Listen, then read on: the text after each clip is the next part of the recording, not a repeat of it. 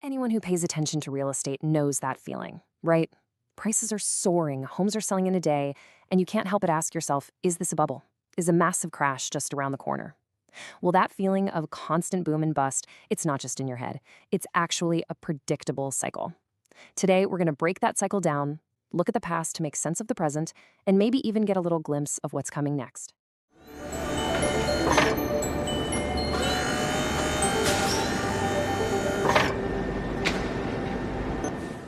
So here's how we're going to break it all down. First, we'll get into the market's fundamental four-step rhythm. Then, we'll dissect three totally different historic booms to see what lit the fuse each time. After that, we'll look at the messy aftermath. What happens when those bubbles burst? Then, we'll zoom in on our current moment, what some experts are calling the Great Housing Reset. And we'll wrap it all up by tackling that critical question. Is today anything like the huge financial crisis of 2008? All right, first up, the real estate rhythm. From the outside, the housing market can feel totally chaotic, completely unpredictable. But underneath all that noise, there's this surprisingly predictable four-step dance that just repeats over and over again. And trust me, once you learn the steps, you'll start seeing it everywhere. I mean, these are the questions that really keep people up at night, whether you're a homeowner or trying to buy one. And that anxiety is totally real because these massive market swings can change our lives. But what if I told you these booms and busts aren't just random acts of chaos? What if they're actually just part of a much larger repeating pattern? This is the key idea right here. The real estate cycle isn't some kind of bug in the system. It's more like a built-in feature. It's this recurring rhythm that's powered by two big competing forces. On one side, you have the hard economic numbers, things like interest rates and job growth. And on the other side, you have something way less predictable. Human psychology. That mix of fear, greed, and FOMO that really drives things off the rails. And it pretty much always plays out in four stages. First, you get the expansion. That's the good times when prices are climbing and everyone's buying. Then you hit the peak, the very top of the market where things start to feel, a little crazy. That's always followed by the contraction, the bust, when demand disappears and prices start to fall. And finally, you hit the trough, which is the market bottom, where things finally stabilize and get ready to start the whole dance all over again. Okay, so that's the theory, but what does this four-step dance actually look like in the real world? Let's dive in and really look at the anatomy of a boom by comparing the unique fuel that powered three historic price surges. You see, every boom has its own unique flavor, its own origin story. The 1980s, that was a boom cooked up by some big changes in the tax code. 2008 was a whole different animal, a boom built on a wobbly mountain of toxic subprime loans. And the crazy pandemic boom we just lived through? Well, that was a boom absolutely supercharged by the cheapest money in history. This table really lays out the different recipes. Back in the 80s, you had tax reforms that just sparked a frenzy of speculative building. Fast forward to the 2000s, and the fuel was dangerously easy credit, which created this widespread belief that home prices could literally never go down. And then, the pandemic. The fuel this time was a wild cocktail of rock-bottom interest rates, massive government cash injections, that's quantitative easing, which all collided with this sudden, desperate need for more space. The result? Pure, uncut FOMO. But you know what they say, what goes up must come down. So what actually happens when these superheated, crazy booms finally turn into busts? Let's take a look at the aftermath. Now this chart from the bust back in the 90s in Los Angeles teaches us a golden rule of housing crashes. Look closely at the two lines. The blue line, that's the number of sales. It absolutely tanks first. The white line, the price, doesn't really follow until months later. This is the big takeaway. Markets don't just wake up one day with lower prices. First, they just freeze. The activity, the number of sales, it just dries up. That is the ultimate canary in the coal mine. And that drop in sales volume, it wasn't small. It was staggering. At the very bottom of that LA bust, the number of homes being sold had collapsed by 52% from its peak. Just think about that. Half of all the buying and selling activity had just vanished.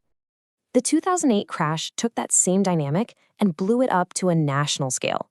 It wasn't just one city getting hit. It was the entire country. From their peak, average home prices in the U.S. fell by over 20%. For the average person, that meant a fifth of their home's value just evaporated. And this number, this one, shows the true human cost of it all. At the height of the 2008 crisis, an unbelievable 45% of all home sales were distressed sales. That means foreclosures or short sales. That means almost 1 out of every 2 homes sold was because someone was in deep trouble, often losing their home in the process. Okay, so that's the past. Let's fast forward to right now. After that absolutely wild ride of the pandemic boom, where do we stand today? Well, economists have a new name for this phase. They're calling it the Great Housing Reset. This quote from Redfin nails the expert consensus.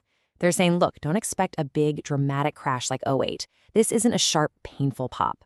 Instead, what we should expect is a slow, multi-year recalibration, a long, gradual return to something that feels a lot more normal. So what does this reset actually look like?